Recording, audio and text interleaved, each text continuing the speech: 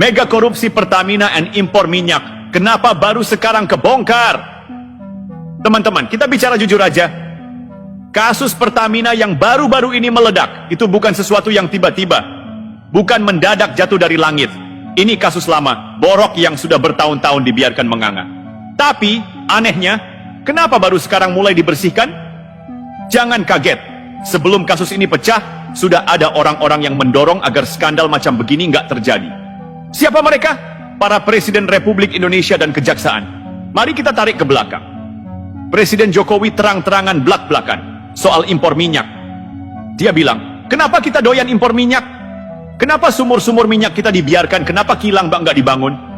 Intinya, dia tahu ada yang nggak beres. Dan benar saja, impor minyak kita itu nggak main-main.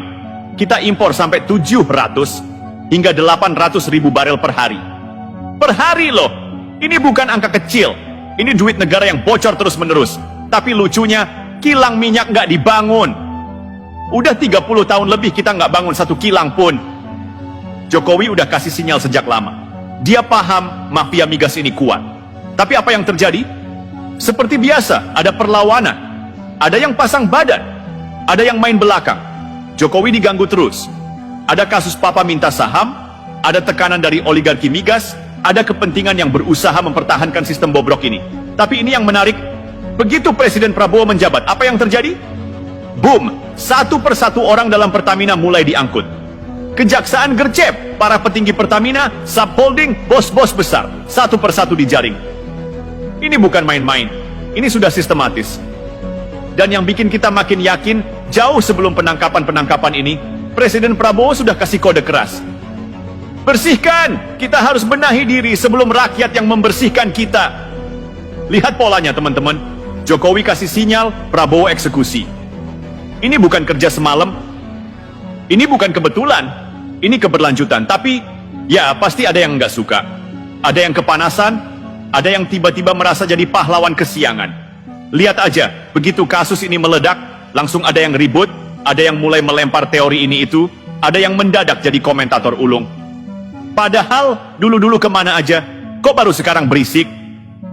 Faktanya jelas, impor minyak dan tata kelola energi kita sudah lama jadi PR besar. Mafia migas ini udah kelewat lihai. Tapi sekarang permainan mereka mulai terbongkar. Jadi teman-teman, kita lihat ke depan.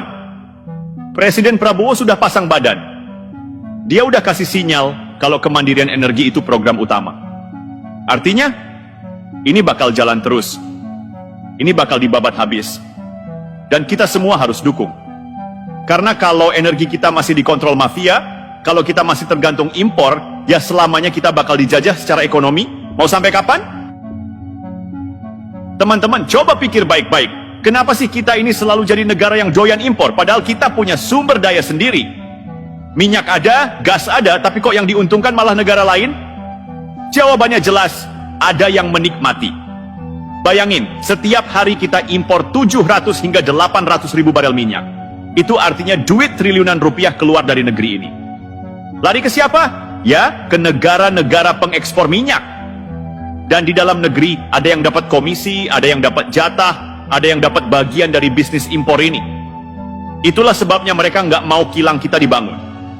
Itulah sebabnya sumur minyak kita dibiarkan. Karena kalau kita mandiri, kalau kita bisa produksi sendiri, kalau kita bisa olah sendiri, ya duitnya nggak mengalir ke kantong mereka lagi. Jokowi dulu sudah gerah sama ini.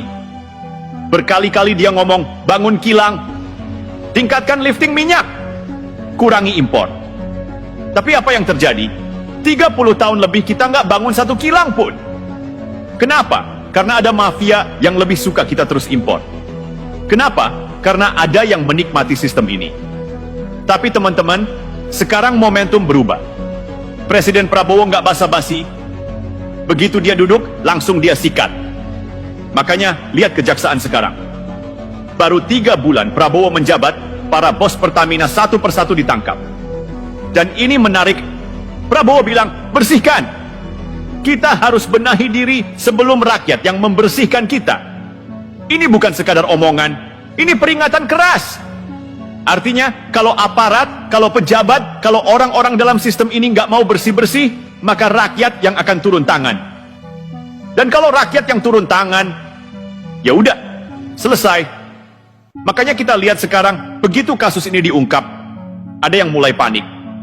Ada yang tiba-tiba muncul di media, seolah-olah jadi pahlawan kesiangan. Ada yang sibuk berkomentar ini itu, padahal dulu waktu sistem ini bobrok, mereka diem aja. Lalu pertanyaannya sekarang, siapa lagi yang bakal terseret? Siapa lagi yang bakal kebongkar? Karena ini baru permulaan.